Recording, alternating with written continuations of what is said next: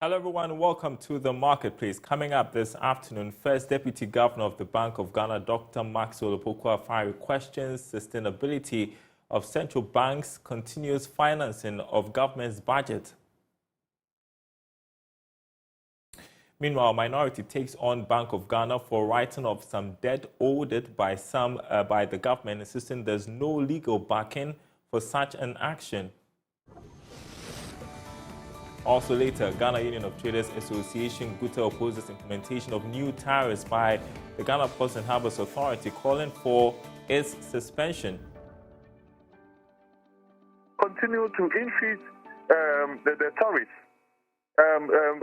especially at this time that we are all complaining that cost of doing business in this country is extremely high. My name is Daryl. Kwawu. Thanks for being with us. Details coming up.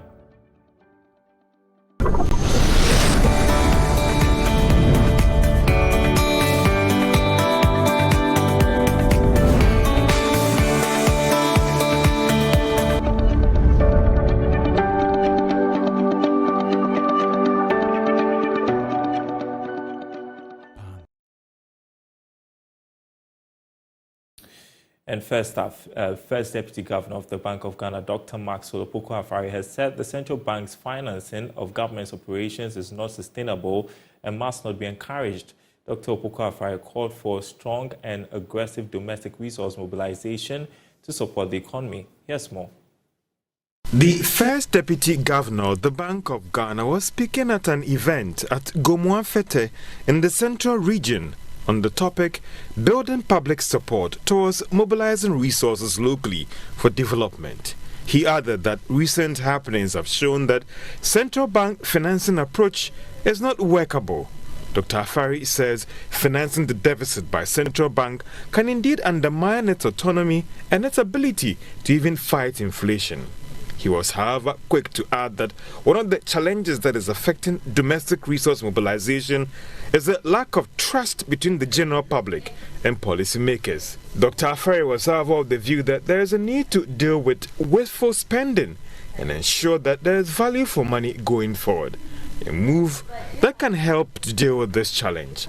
The First Deputy Governor of the Bank of Ghana's comments are coming at a time where there have been push for strict enforcement of the zero financing of government's budget to prevent the situation where Bank of Ghana has been pushed into negative equity as a result of the almost 61 billion Ghana cedis loss for 2022. The minority in Parliament say Bank of Ghana acted illegally when it purported to write off some debt owed it by the government. The central bank has written off more than 30 billion cedi debt of the government. Acting ranking member on the Finance Committee, Isaac Adongo, has been speaking to journalists. Parliamentary correspondent Kwawu Asante joins me with more on this. And so, what's the minority's argument? What has Mr. Adongo been saying? Daryl, they say that if you look at the Public Financial Management Act, if you look at the Bank of Ghana Enabling Act itself, for the Bank of Ghana to purport to do what they have just done, they need a resolution of a simple majority in Parliament to be able to do so. And as far as they are concerned, that has not been done. And they decide one day that they are going to clear off the debt owed the central bank by the government of Ghana. So that is the central plan of.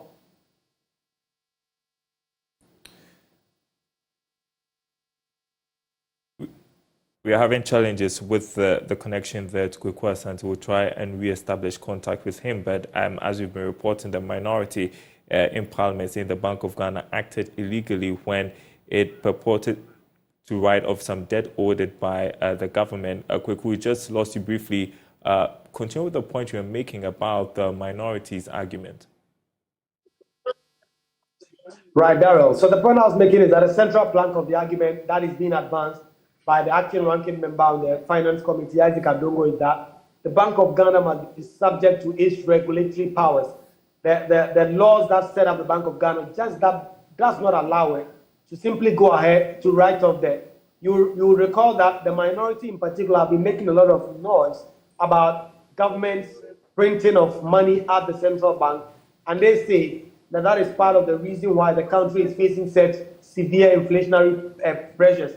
And because of this, the Bank of Ghana, they say, had not listened to them. They were not aware that all this was going to come back and bite the Central Bank of Ghana. You do realize that the 61 billion Ghana cedi losses that the Bank of Ghana has made in the year of review is mainly due to some of these debts that is owed them by the central government that they are purporting to write off. According to Isaac Adongo, and according to the minority leader himself, who yesterday spoke when he was wrapping up comments by the minority side on the media budget review, their side are going to use all the powers that are available to them within Parliament and outside of it to demand accountability. They say that if the Bank of Ghana governor do not listen to them and they go ahead to do what they are purported to do, a future NDC government will go back to that and there will be possible prosecutions on this. And that's all that they intend to do about this. How far are they willing to go? In fact, they were willing to trigger some parliamentary processes to be able to make this demand. But as we know now, Parliament is expected to go on break today, which means that some of these parliamentary oversight powers that they have cannot kick in because Parliament will be in breaks up until about October when they will return. But Isaac Adongo himself, in the past when he has spoken, has hinted that personally he's willing to take legal actions against the Bank of Ghana, is willing to go to court to demand that the right thing is done. And that is what he's harping on now. And it seems to be a united minority front making this demand because yesterday we heard from the minority leader himself who made this demand. They also have concerns about the auditors of the Bank of Ghana. They say that the auditors should have satisfied themselves that the Bank of Ghana has the power to do what it purported to do before it should have signed off in its audited report. They say it did not do that. And they seem to allege that Deloitte and the group that did this auditing of the Bank of Ghana did not do such a good work. But they do not want to waste a lot of time talking about these auditors when they can pick on the central bank itself, Dr. Isaac Addison. In fact, they go ahead to make an allegation that Dr. Isaac Addison is already planning for his retirement, is already ordering beds. These are not allegations that he's been able to substantiate and be able to prove in terms of giving evidence to that. But clearly they say that they are willing to use all the processes that are available to them in Parliament, in the courts, to demand that the right thing is done. And Kwawu, there have been fiery scenes and debate on the media budget review presented by the Finance Minister, Kenneth Weata. Both sides have been going neck and neck at each other. Right. In fact, that debate on all the comments on the media budget review concluded yesterday in Parliament. In fact, it was concluded by the minority leader, Dr. Kiselatu Forson himself, as well as Alexander Akunjo-Martin, who is the deputy majority leader. The minority's central argument that they've been making all throughout is that the finance minister cannot claim to have turned the corner and that indeed the country is still facing acute economic distress and that there is a long way to be able to get out of this current economic challenge that the country is facing. And so the Bank of Ghana, the Ministry of Finance, must be modest in some of the projections that they are putting out. In fact, they also cite some of the projections in the media budget review. They talk about the projected GDP growth among others and say that you cannot be revising these growth levels to these low levels and be claiming that you turn the corner. In fact, Kwame Agboja also came in to say that if the Bank of Ghana governor or the finance minister were licensed drivers, then their driver's license should be taken from them because what they are doing is simply driving the country into a ditch. So what next after the debate? Well, because the finance minister did not ask for supplementary estimates, that is done now because everything the finance minister presented to the House was by way of information. And so they have just been carried across to MPs. They're going to continue, scrutinizing the details. There are no estimates to be approved by Parliament. And so today, the House is expected to adjourn Sinidin. The minority leader had been making the point that he believed that this media budget review should have come by way of motion so that certain approvals would have been done. But because it came by way of statement, all MPs could do is to comment on the specific information that has been provided by the finance minister and government and leave it at that. Parliamentary Affairs correspondent Kwawu Asante there. Thank you so much for the update. On Zoom with us is research lead at GCB Capital, Courage Boti. Good afternoon to you. So first off, Courage, the first deputy governor of the Bank of Ghana is saying that the central bank's financing of government operations is not sustainable and must not be encouraged. Obviously, in the face of losses incurred by the central bank in 2022, questions have been raised about the independence of the Bank of Ghana. How can this be settled? Well, it is true, and it has always been that central bank financing of deficit is not sustainable. And we can argue that in a period where we've lost access to the capital market and there was urgent need to consolidate, as espoused eloquently by the IMF and many other discerning Ghanaians, really, you saw the updated numbers for 2022 that they were the ones where we exceeded the fiscal target by large.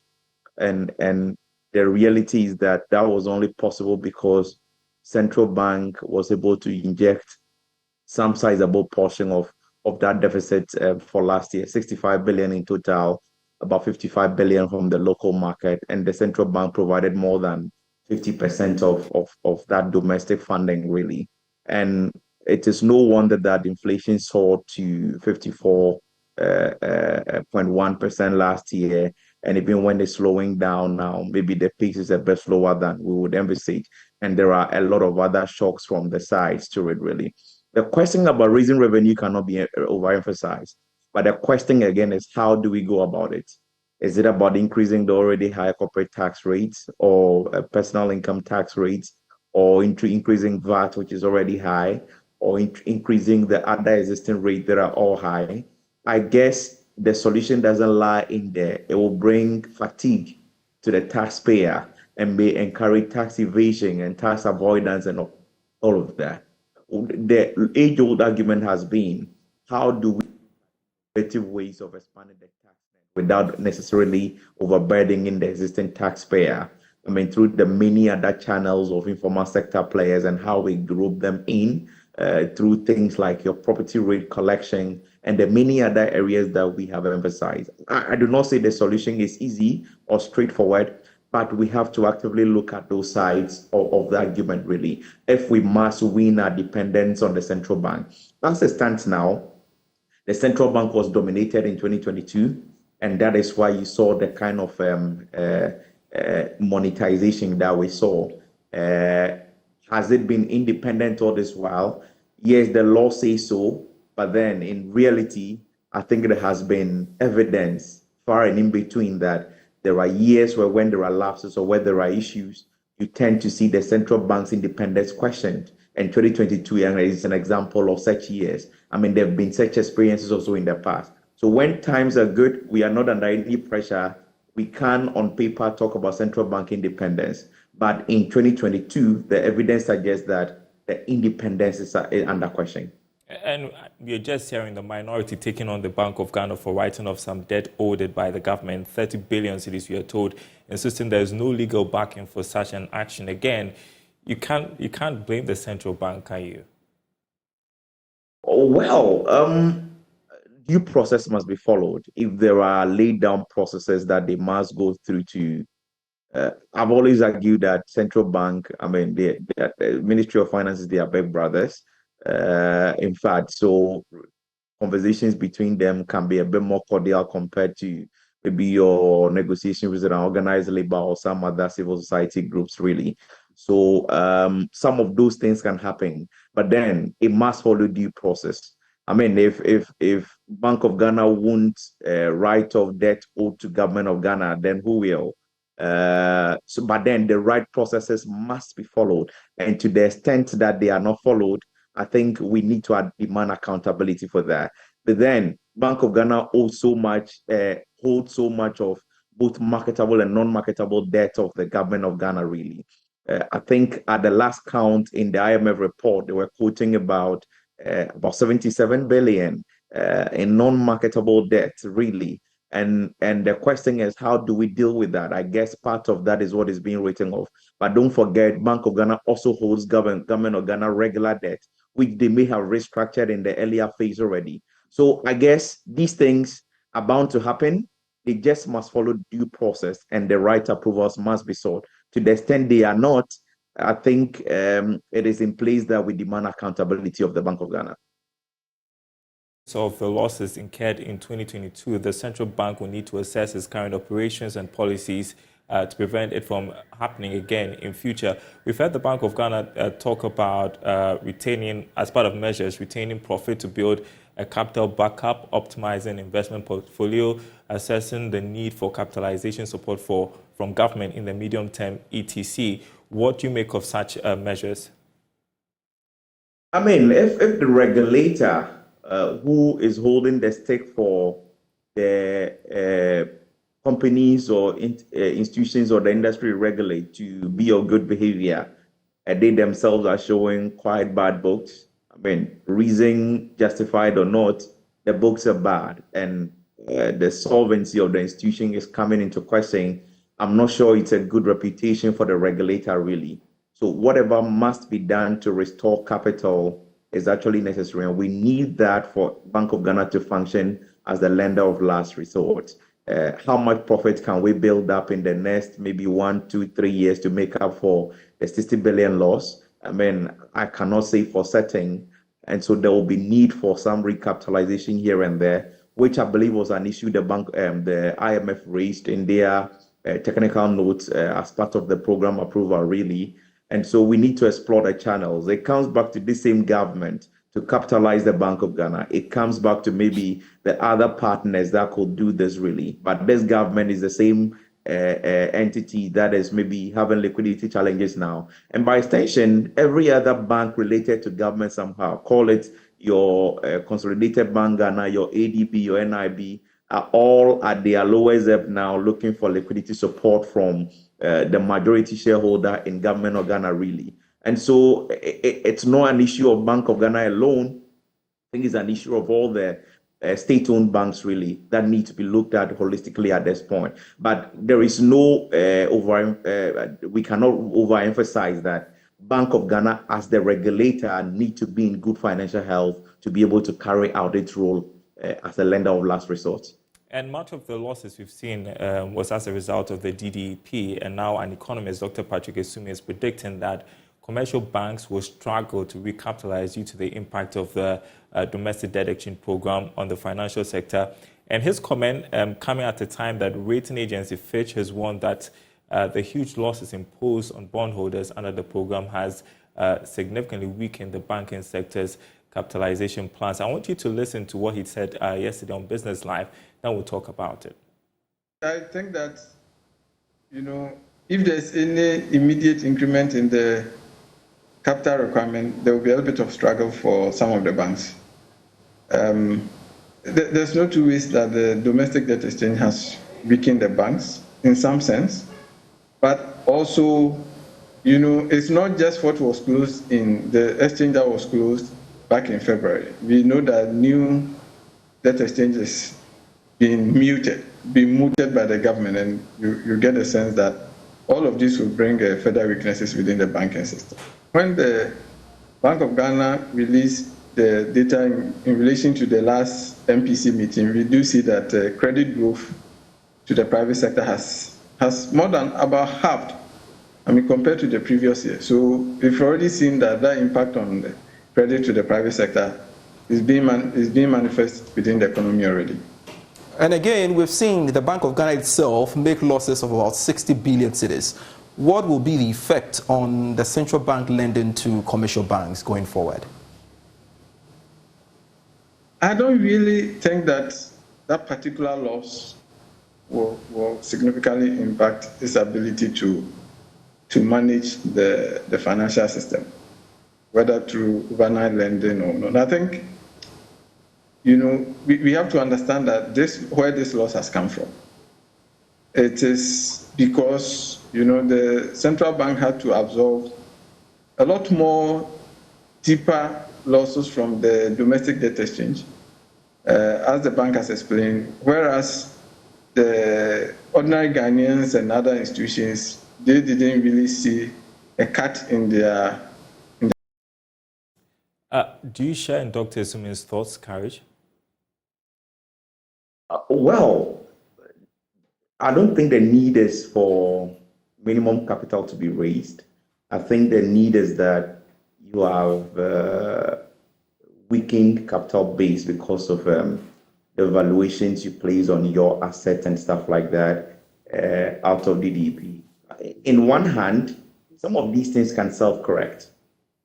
Banks will not just impair the bonds that were under the initial DDP. The risk is associated with the obligor, in this case, Government of Ghana. So every other debt associated with the Government of Ghana or related entity would have been impaired. So this second leg of DDP, call it the domestic dollar bond, call it the COCO bills, which is a quasi-government institution, and now the pension sector and all of that. Mm-hmm. These are things I believe the accounting treatment in 2022 that yielded those impairments would have taken into account. So they will not just impair the portions they tended, they will impair every other thing associated with the Government of Ghana, really. So I think these exercises going on now, yes, they will have consequence on their financials, not as much. It doesn't take away the fact that there is a need for recapitalization. And for the investment climate we have now, our local market is not that deep to absorb a lot, really. And so if all 23 banks have to recapitalize and are looking for funding from the local market, that is likely going to be a challenge. I think GCB Bank is looking at 1 billion. Tao Bank is looking at about 600 million. A number of others are looking at figures in that region. Those are not flows the local market can supply. And given the economic context now, the risk to the investment climate, really, you may not be able to attract some foreign investors into the economy to participate in this. That is why it's an immediate challenge. But I guess that is why the stabilization fund, the Financial Sector Stabilization Fund, plays a role. That is why the multinational banks like your Stanbic, like your Access, and the likes can look at their parent banks for capitalization like Stanbic has done. And then your local banks like your GCB, your CAL, your Fidelity, and the likes who probably do not have external partners or, if you like, owners elsewhere, may have to look at the local market and some strategic funding sources to make up for the capital. So for now, and for the next maybe 3 or so years, they have the forbearance supporting them, and so they have some space to maneuver and then raise capital. And revaluation gains, if government comes good on coupon payment in this August and probably in February, could even restore some of the capital, and then maybe some retained earnings as financials are beginning to improve and profitability is beginning to improve since the half year and going. Maybe some retained earnings could also show up the capital position, and then the need to inject fresh capital may not be as large as it appears now, really. So they are not bound to, within 2023, raise capital. I think they have some breathing space to do so. And then the dynamics of how government comes good on coupon payment on the restructured debt could also influence what level of capital they need to restore their capital positions. Thank you so much, research lead at GCB Capital Courage, which is your insight helpful as always.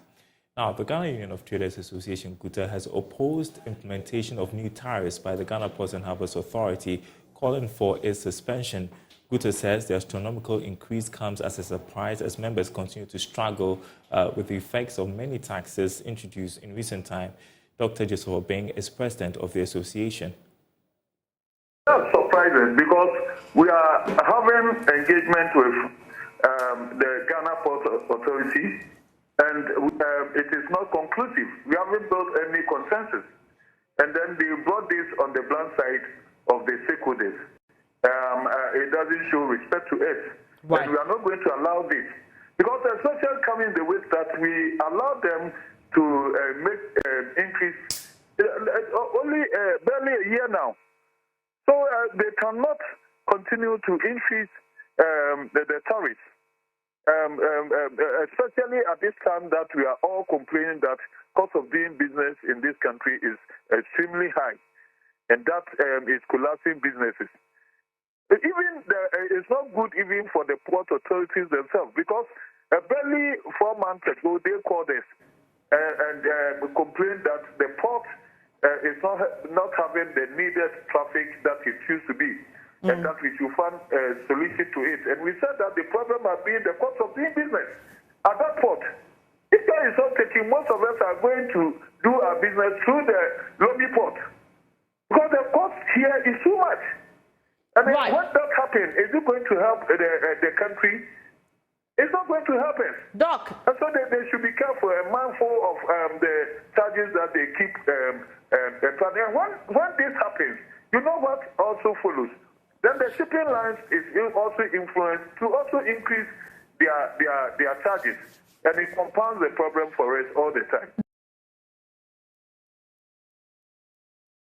Also in the news this afternoon, the National Petroleum Authority has shut down 2 fuel stations in the northern regional capital, Tamale, for operating illegally.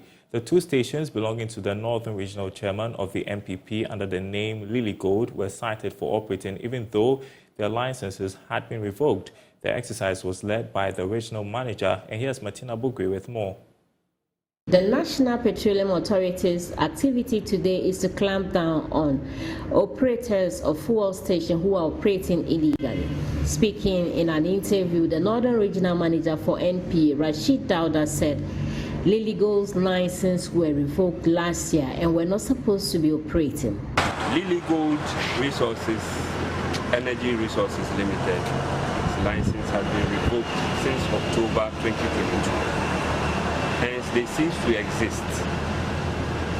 By law, the OMC is not supposed to be seen operating. Neither are we supposed to see the logo or the branding Lily Gold. For some time, this retail outlet here in Kanvili and one other one at the industrial area Lamashebu have been operating under the name Lily Gold. We are here today to come and shut down the stations and caution the general public not to do business with Lily Gold.